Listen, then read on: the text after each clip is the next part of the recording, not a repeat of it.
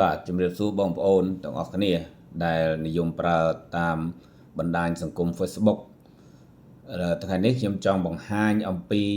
ទិន្នន័យដែលយើងបង្ហោះវីដេអូទៅហើយមានអ្នកចូលមើលថាតើអ្នកដែលចូលមើលនៅតំបន់ណាខ្លះ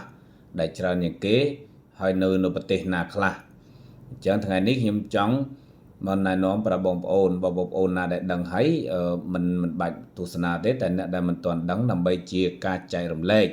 ដល់បងប្អូនដែលមិនទាន់បានដឹងបាទឥឡូវយើងមើលនេះចំនួនអ្នកចូលមើលណាអ្នកចូលមើលសរុបទាំងអស់នេះបាទឥឡូវនេះយើងមើលអ្នកចូលមើលគឺមានចឹងថានេះអ្នកចូលមើលប្រហែលត្រឹម3នាទី1នាទីឬក៏អ្នកចូលមើលចាប់រយៈពេល68ថ្ងៃឬក៏ចាប់ពី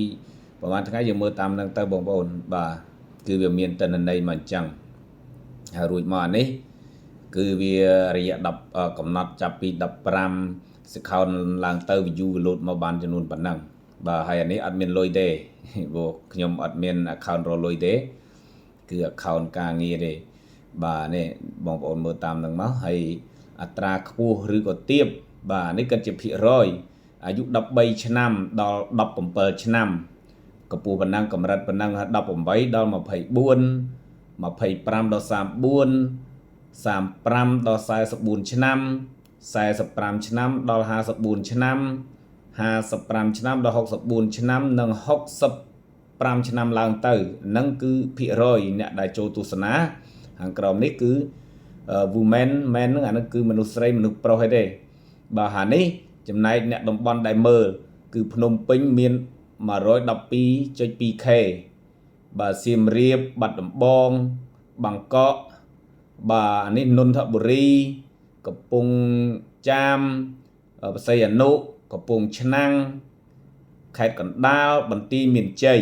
បាទនឹងអ្នកចូលទស្សនាមើលតាមហ្នឹងហើយនេះប្រទេសកម្ពុជាយើង144k.5k បន្ទាប់នេះ Thailand នេះ South Korean គឺប្រទេសកូរ៉េត្បូងអានេះអាមេរិកម៉ាឡេស៊ីវៀតណាមបារាំងអូស្ត្រាលីជប៉ុននិងកាណាដាបាទអញ្ចឹងវីដេអូយើងដែលផុសទៅហ្នឹងគឺមានប្រទេសប៉ុណ្ណឹងចូលមើល